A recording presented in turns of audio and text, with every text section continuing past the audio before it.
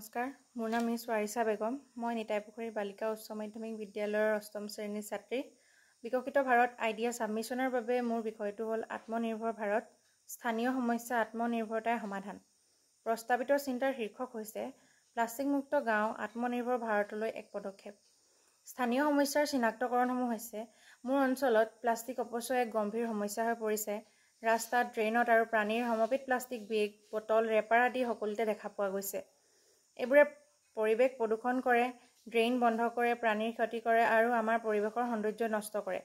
মানুহে প্লাষ্টিক ব্যৱহাৰ কৰে কাৰণ পৰিৱেশ বান্ধৱ বিকল্প সহজলভ্য নহয় বা মূল্যটো বেছি। প্ৰস্তাৱিত চিন্তাৰ সমাধানসমূহ হৈছে আমাৰ অঞ্চলত পৰিষ্কাৰ আৰু নিৰ্ভৰশীল কৰিবলৈ স্থানীয়ভাৱে এটা ইক' ইউনিটি স্থাপন কৰিব পাৰি, য'ত কাপোৰ আৰু জোটৰ বেগ নিৰ্মাণ কৰিব পৰা যায় প্লাষ্টিকৰ পৰিৱৰ্তে।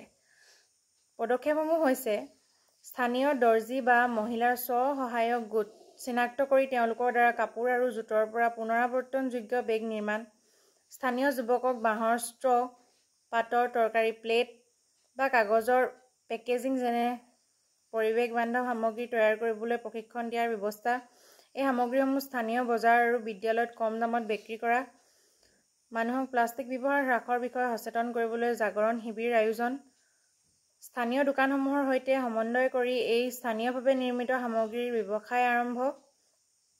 প্ৰত্যাশিত ফলাফলসমূহ হৈছে প্লাষ্টিক অপচয় হ্ৰাস পায়, পৰিৱেশ পৰিষ্কাৰ হ'ব, স্থানীয় মহিলা আৰু যুৱকৰ বাবে কৰ্মসংস্থাপন সৃষ্টি হ'ব, স্থানীয়ভাৱে নিৰ্মিত পৰিৱেশ বান্ধৱ সামগ্ৰীৰ ব্যৱহাৰ বৃদ্ধি পাব, স্থানীয় অৰ্থনীতি শক্তিশালী হ'বলৈ যাৰ দ্বাৰা আত্মনিৰ্ভৰ ভাৰতৰ ধাৰণাটোক বাস্তৱ ৰূপ লাভ কৰিব। উপসংহাৰ: আত্মনিৰ্ভৰ হোৱা মানে মাত্ৰ বৃহৎ উদ্যোগ নহয়, ই আৰম্ভ হয় স্থানীয় সৰু পদক্ষেপৰ পৰা।